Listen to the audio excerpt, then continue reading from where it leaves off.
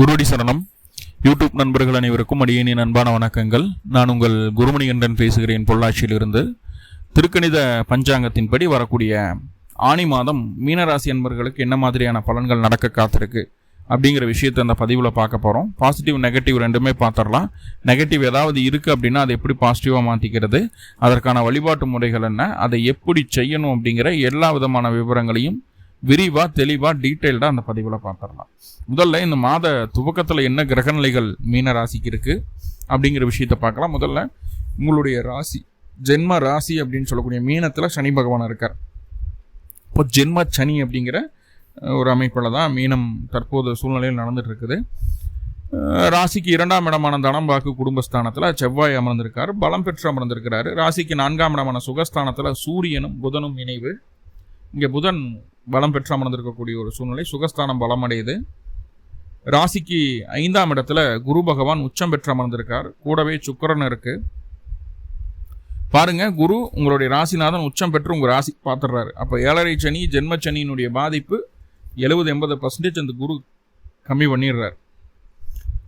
ராசிக்கு 6ஆம் இடம் அப்படின்னு சொல்லக்கூடிய ருணர் ரோக சத்ருஸ்தானத்தில் கேது. ராசிக்கு 12ஆம் இடம் அப்படின்னு சொல்லக்கூடிய அயன சயனபோகஸ்தானத்தில் ராகு பகவான் அமர்ந்திருக்காரு. ஸோ இதுதான் இந்த மாத துவக்கத்தில் இருக்கக்கூடிய கிரக நிலைகள்.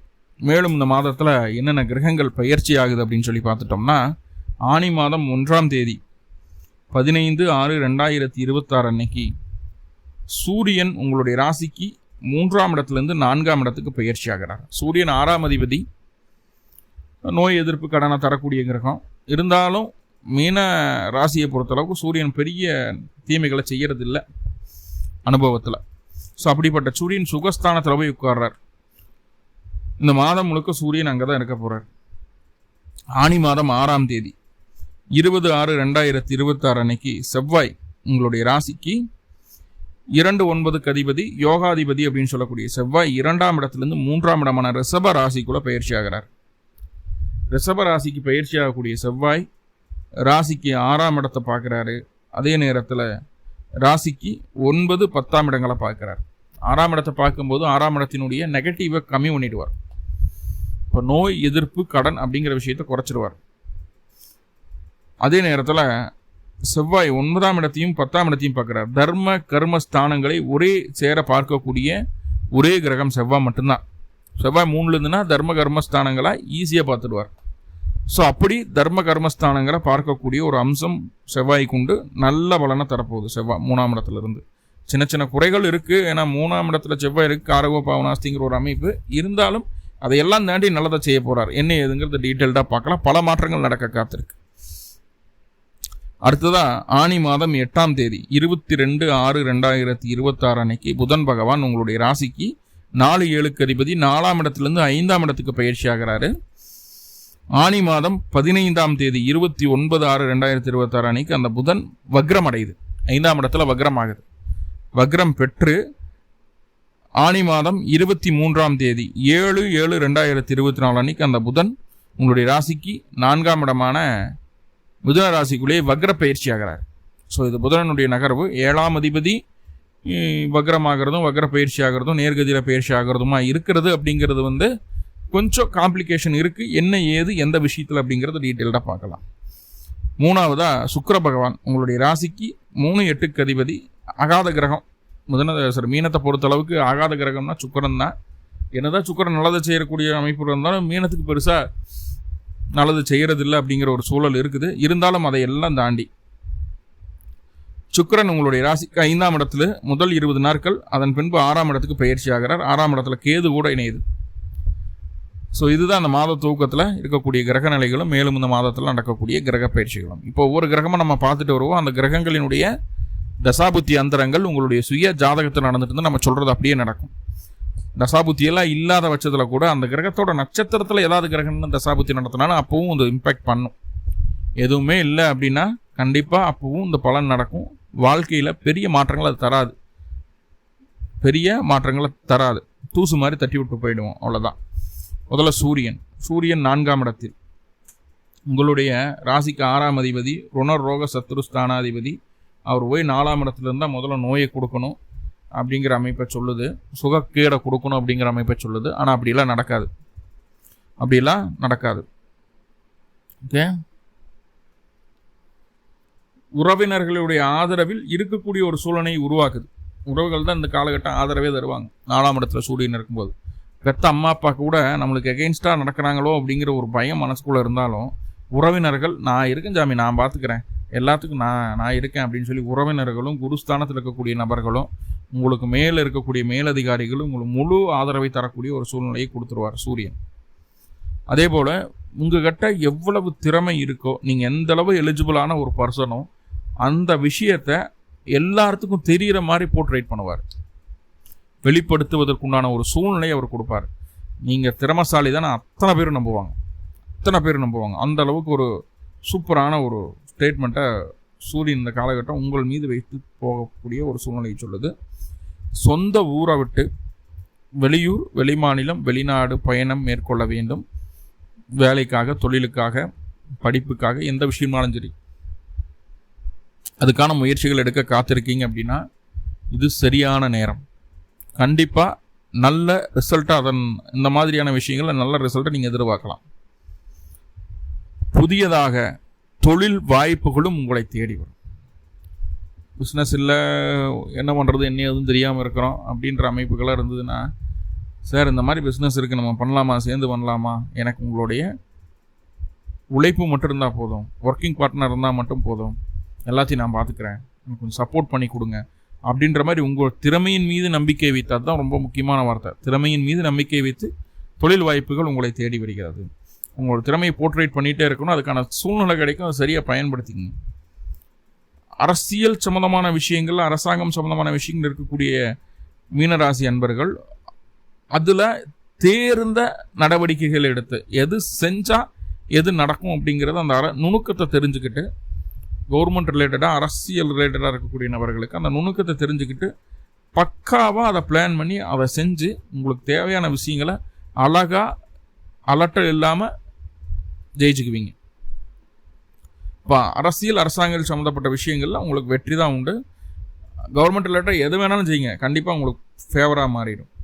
எல்லாம் ஓகே சார், எல்லாம் ஓகே. ஒரு 14 வயசுலேருந்து 24 வயசு வரைக்கும் அந்த 10 வருட காலகட்டங்கள் உங்கள் வயது அந்த ரேஞ்சுக்குள்ளே இருக்குது, 24 வரைக்கும் இருக்குது அப்படின்னா கணவன் மனைவிக்குள்ளேயோ, திருமணம் ஆகிட்ட கணவன் மனைவிக்குள்ளேயோ, திருமணம் இல்லைன்னா குடும்பத்துக்குள்ளேயோ சின்னதான ஒரு குழப்பங்கள் வந்து போகிறதுக்குண்டான ஒரு சூழ்நிலை இருக்குது.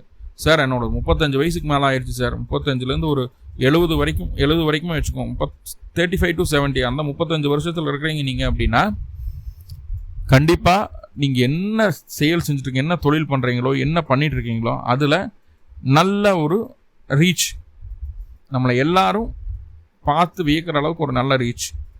உடல் ரீதியாக இருந்து வந்த தொந்தரவுகள், வயது முதிர்ந்த நபர்களுக்கு உடல் ரீதியாக இருந்து வந்த தொந்தரவுகள் நீங்கிடும், ஃப்ரீ ஆகிடும், அதில் ஒன்றும் குறையில்லை. அதே நேரத்தில் திருமணமாகாத பெண்களுக்கு இந்த சூரியன் என்ன செய்ய காத்திருக்க அப்படின்னா தனித்தன்மையோடு நடைபோடக்கூடிய நல்ல தைரியத்தை கொடுத்துருவார். தனித்தன்மையோடு நடைபோடக்கூடிய உங்களை அடுத்த கட்டத்துக்கு உங்களை எடுத்துகிட்டு போகிறதுக்கு என்ன வழி? திருமணம் ஆகலை, திருமணத்துக்காக பார்த்துட்டு இருக்கீங்களா, அடுத்த கட்டத்துக்கு அதை தூக்கிட்டு போகிறதுக்கு என்ன வழி? திருமணம் ஆகலை, தொழிலில் நாட்டம் கட்டிக்கிறீங்க, தொழில் டெவலப் பண்ணணும்னு நினச்சிட்டுக்கிறீங்கன்னா தொழில் எப்படி டெவலப் பண்ணுறது, அதுக்கான வழி என்ன? ஸோ உங்களுடைய எண்ணம் எதுவோ அதை அடுத்த கட்டத்துக்கு நகர்த்துறதுக்கு உண்டான வேலையை செய்கிறது திருமணமாகாத ஆணுக்கும் திருமணமாகாத பெண்ணுக்கும் இது பொருந்தும். நம்மளுடைய வேலையின் நம்மளுடைய எண்ணம் என்னமோ அதை செயல்படுத்திட்டே வரும்போது நம்ம எதிர்பார்க்காத அளவுக்கு லாபத்தை நம்ம பார்த்துருவோம். என்னென்னா வேலை தொழில் அது இதுன்னு ஓடிக்கிட்டே இருக்கிறோமா, உடம்பை கவனிக்காமல் விட்டுருவோம். ஃபிசிக்கல் ஆக்டிவிட்டீஸ் இருக்கும், ஆனால் ஃபுட்டில் ஏதோ ஒரு வகையில் உடம்பை கவனிக்காமல் விட்டுருவோம், சரியாக தூங்க மாட்டோம், தூக்கம் குறைஞ்சு போயிடும். ஆல்ரெடி மீனத்துக்கு தூக்கம் குறைஞ்சு தான் இருக்குது, தூக்கம் குறைகிறதுக்கு வாய்ப்புகள் இருக்குது, தூக்கம் குறைஞ்சு போயிடும். அதனால் உடல் ஆரோக்கியம், உடல் சலிப்பு, ஆரோக்கியம்னு சொல்லக்கூடாது, சலிப்பு,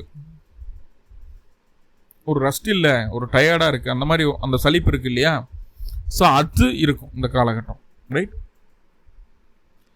அதே போல் சலிப்பு இன்னொரு விதத்துலையும் வரும், அதை பொது வழியில் சொல்லலாமா வேணாமான்னு தெரியல. இருந்தாலும் புரிஞ்சுக்கோங்க, கணவன் மனைவி உறவுலையும் சலிப்பு வரும். தூக்கம் இல்லை, கணவன் மனைவி உறவுலையும் சலிப்பு வர்றதுக்கு வாய்ப்பு உண்டு. எல்லாத்தையும் தாண்டி ஒரு நல்ல அண்டர்ஸ்டாண்டிங்கில் ஊழல் அப்படிங்கிற விஷயத்தில் சலிப்பு வந்துடும். ஊழலை கையாளுறதுனால சலிப்பு வரும், ரைட்? அப்போ கணவன் மனைவிக்குள்ள பிரச்சனைகள் வராது இது இருக்கும்போது. சரி, ஓகே. வேற என்ன சொல்லலாம்னா, வீட்டில் சின்ன சின்ன விஷயங்கள் டேமேஜ் ஆகிறது, ஒரு மிக்சி ஓடாமல் போகிறது, கிரைண்டர் ஓடாமல் போகிறது, மோட்டர் ஓடாமல் போகிறது, அதை ரிப்பேர் பண்ணுறது, அதுக்குண்டான வேலைகளை செய்வீங்க. அடுத்ததாக வாகனத்தில் 2 வீலரோ 4 வீலரோ அதில் சின்ன சின்ன பிரச்சனைகள் வருது, அதை சரி செய்கிறது, ஆயில் ஜென்ரல் சர்வீஸ் பண்ணுறது, அது இதுன்ட்டு ஏதாவது ஒன்று வாகன பழுது வரும், அதையும் நம்ம கையாள வேண்டிய ஒரு சூழ்நிலை உண்டு. எது? சூரியன் 4ஆம் இடத்துல இருக்கிறதுனால. முக்கியமாக சொல்லக்கூடிய விஷயம் என்னென்னா, மீனராசி அன்பர்களுக்கு உறவுகளின் மீது தேவையில்லாத விஷயங்களுக்காக வெறுப்புகள் உண்டாகுது.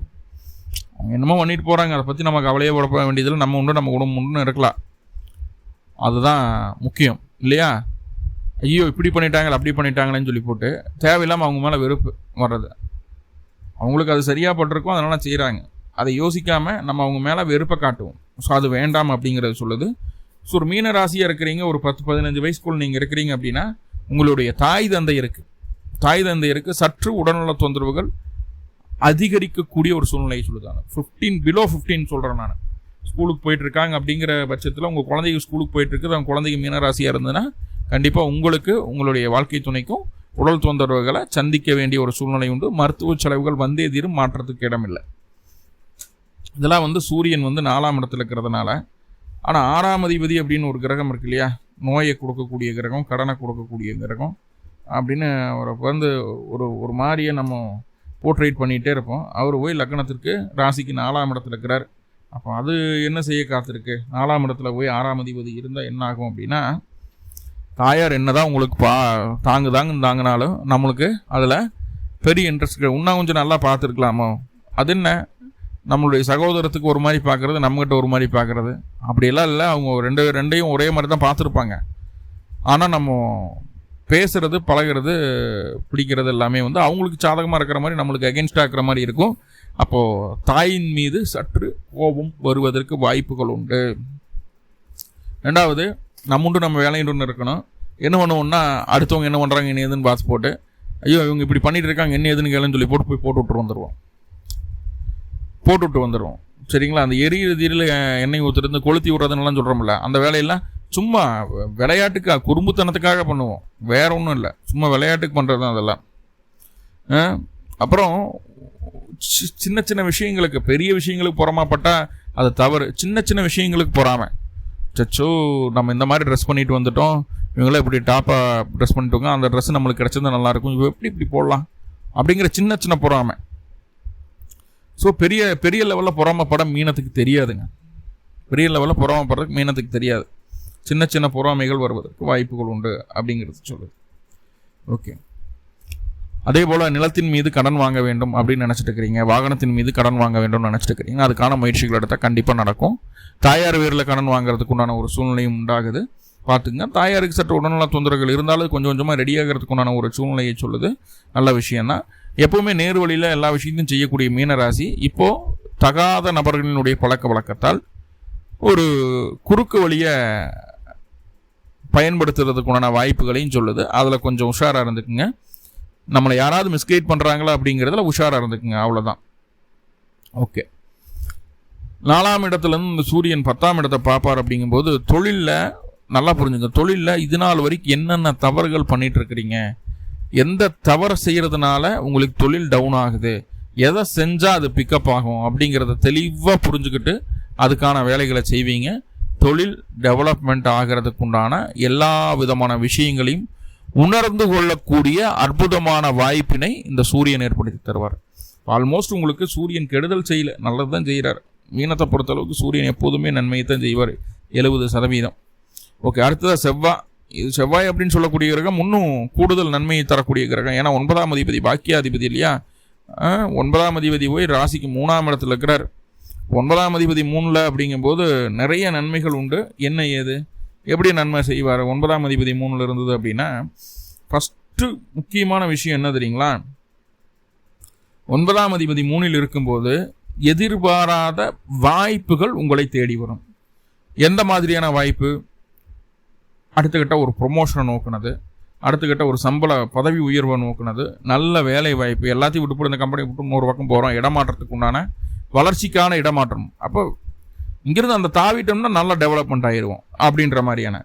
அப்போது ஏதோ ஒரு வகையில் உங்களை செல்வந்தராக பொருளாதாரத்தில் மேன்மை அடையக்கூடிய நபராக மாற்றுவதற்குண்டான ஒரு வேலையை செவ்வாய் 3ஆம் இடத்திலிருந்து செய்து விடுவார். குறிப்பு என்னன்னா, உங்களுடைய சுயஜாதகத்தில் செவ்வாயினுடைய தசாபுத்தி அந்தரம் நடக்கணும், இல்லது மிருகஷீரிடம் சித்திரை அவிட்டத்தில் ஏதாவது கிரகம்னு தசாபுத்தி நடத்தணும். அதுதான் மெயின் இங்கே. ஓகே, அடுத்ததாக என்ன வேற என்ன செய்ய காத்திருக்காரு அப்படின்னா, உங்களுடைய அறிவை சரியாக பயன்படுத்துறதுக்கு உண்டான நல்ல ஒரு தளத்தை உருவாக்கி கொடுப்பார். உடன்பிறப்புகள் யாராவது இருக்கிறாங்க, சகோதரங்கள் இருக்கிறாங்க அப்படின்னா அவங்களுக்கு நல்ல ஒரு அவங்களுடைய வளர்ச்சிக்கு என்ன தேவையோ அவங்களுக்கு செஞ்சு வைப்பீங்க. அதே நேரத்தில் திருமணம் இல்லாமல் உங்களுடைய சகோதரம் இருந்துட்டு இளைய சகோதரம் இருந்துட்டு இருக்கு அப்படின்னா நல்ல வரன் தேடி வருவதற்குண்டான ஒரு சூழ்நிலையை சொல்லுது. கண்டிப்பாக அமையும். சகோதரத்தை மையமாக வச்சு சுப செலவுகள் வருவதற்குண்டான வாய்ப்புகளையும் சொல்லுது. ரைட். என்னன்னா, 3ஆம் இடத்துல 9ஆம் அதிபதி வந்து உட்கார்ந்தாச்சு அப்படின்னா ஒரே ஒரு ரெக்வஸ்ட் என்னன்னா, உங்கள் முன்னோர்களை நினச்சி இந்த மாதம் வரக்கூடிய அமாவாசை அன்னைக்கு நல்லா நோட் பண்ணிக்கோங்க. இந்த மாதம் வரக்கூடிய அமாவாசை அன்னைக்கு உங்களுடைய முன்னோர்களை நினைத்து ஒரு படையல் போட்டு வழிபாடு செஞ்சுருங்க. இது காலகாலமாக இருந்த பித்ருதோஷ அமைப்புகள் இருந்ததுன்னா அதை நிவர்த்தி பண்ணிடும். 9-3 தொடர்பு வரும்போது தான் பொதுவாக நாங்கள் சொல்லுவோம், பித்ருதோஷத்துக்கெல்லாம் முகூர்த்தம் குடிக்கும்போது சொல்லுவோம் என்னென்னா, 9-3 தொடர்பு கண்டிப்பாக இருக்கணும். அப்போ தான் அந்த பித்ருதோஷத்துக்கு உண்டான பூஜைகளை செய்யும்போது பித்ருதோஷ நிவர்த்தி ஆகும். 9-3 தொடர்பு இல்லாமல் நீங்கள் எத்தனை தடவை பித்ருதோஷ நிவர்த்திக்கு திலகோமம் அது இதுன்னு நீங்கள் என்ன பண்ணீங்கனாலும் நிவர்த்தி ஆகாது.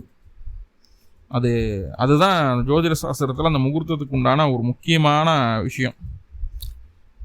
இப்போ அந்த சான்ஸ் கிடச்சிருக்குது உங்களுக்கு. அப்போ அமாவாசை அன்னைக்கு பித்ருகளுக்கு படையல் போட்டு வழிபாடு பண்ணுறதில் தவறே கிடையாது. ஜாலியாக சந்தோஷமாக செய்யுங்க.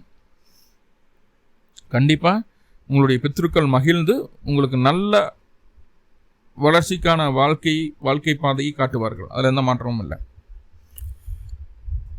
பூர்வீக சொத்து சம்பந்தமான விஷயங்களில் பிரச்சனைகள் இருக்குது, கண்டிப்பாக இருக்கும். 3-9 தொடர்பு இருந்ததுன்னா பூர்வீக சொத்தில் பிரச்சனைகள் இல்லைனாலும் கிளப்பி விட்டுருவாங்க இந்த காலகட்டம்.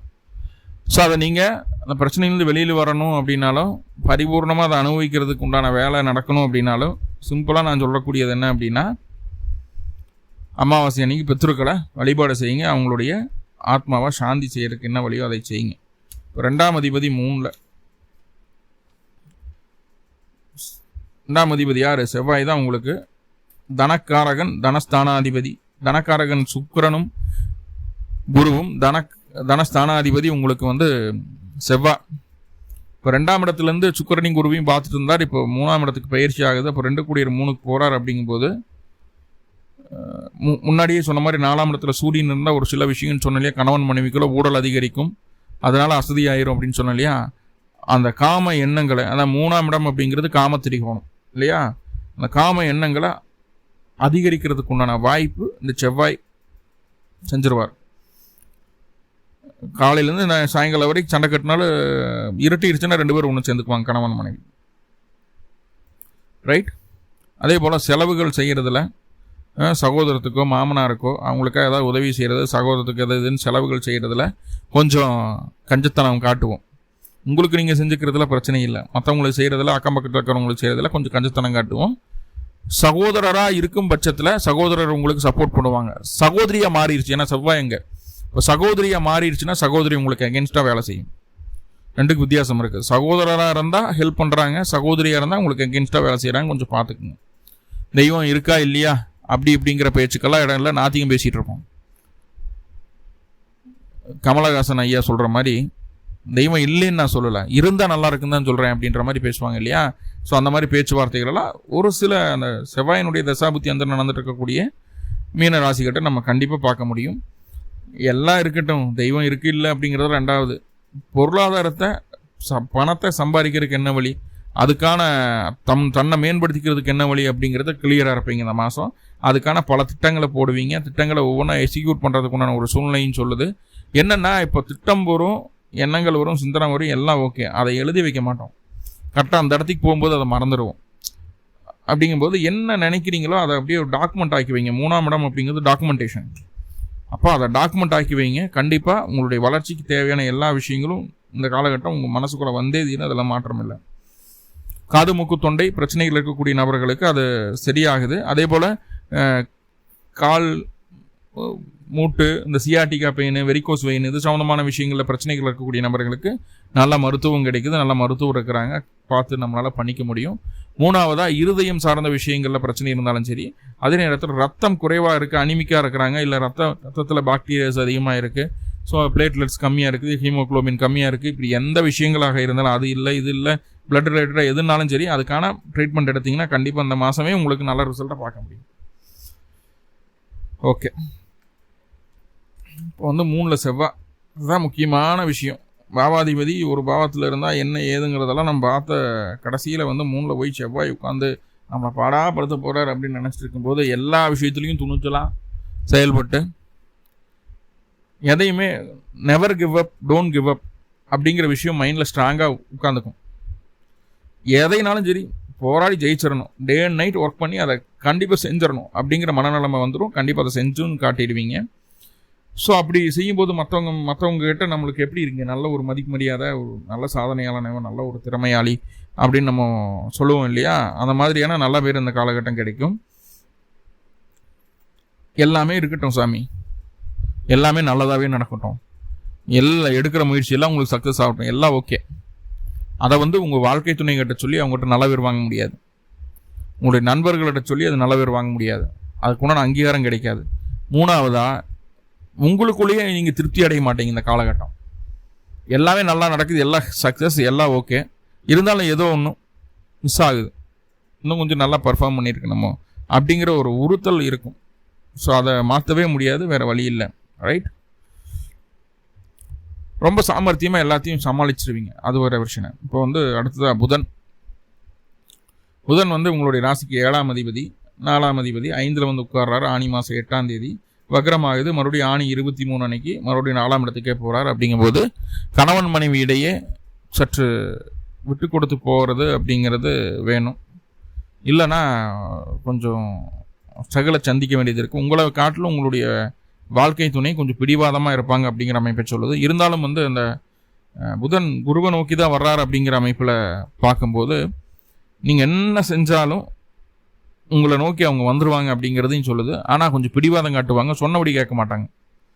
கொஞ்சம் விட்டு பிடிக்க வேண்டிய காலகட்டம் வாழ்க்கை துணையை. ரைட், அதே போல் நிறைய நபர்களுக்கு இந்த காலகட்டம் காதல் மலரக்கூடிய ஒரு அமைப்பு, காதல் திருமணத்தில் போய் முடிகிறதுக்குண்டான ஒரு சூழ்நிலையும் சொல்லுது. குழந்தை இல்லாத மீனராசி என்பவர்களுக்கு கடினமான முயற்சிக்கு பின்பு குழந்தை கிடைப்பதற்கான வாய்ப்புகள், அந்த IVF அது இதுன்னு ட்ரீட்மெண்ட் எல்லாம் போகிறீங்க பிடிக்கிறீங்கன்னா அதெல்லாம் இந்த மாதம் ரொம்ப சாதகமாக இருக்குது. அதுக்கான முயற்சிகளாக எடுக்கலாம். தாராளமாக 5ல் குரு இருந்துன்னா காரகோ பாவனாஸ்தி எப்படி குழந்தை கிடைக்கும் அப்படின்லாம் கேட்கலாம். நான் புதன் வர்றாரு. 3ஆம் அதிபதி அப்படின்னு சொல்லக்கூடிய கிரகம் செவ்வாயை கண்ட்ரோல் பண்ணுது.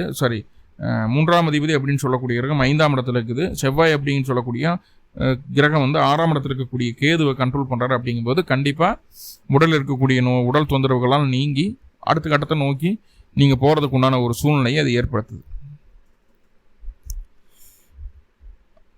அடுத்து அந்த புதன் அப்படின்னு சொல்லக்கூடிய 4 5ல் உட்கார்றாரா, உங்களுடைய எண்ணம், செயல், சிந்தனை எல்லாமே ரொம்ப தீர்க்கமாக இருக்கும், தெளிவாக இருக்கும். 1க்கு 2 பிளான் போடுவீங்க, 2க்கு 3 பிளானும் போடுவீங்க.